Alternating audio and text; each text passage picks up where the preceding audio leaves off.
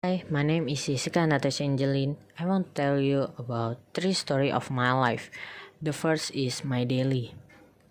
My name is Jessica. I'm a student at university. Here is my daily routine.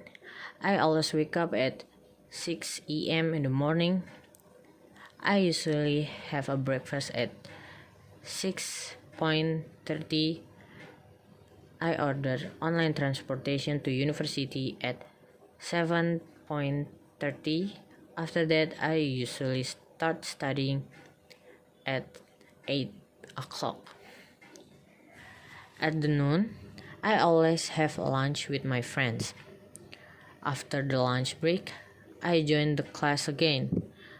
I finish the study at 4:15 in the afternoon. For refreshing, I sometimes have a practice in my volleyball club.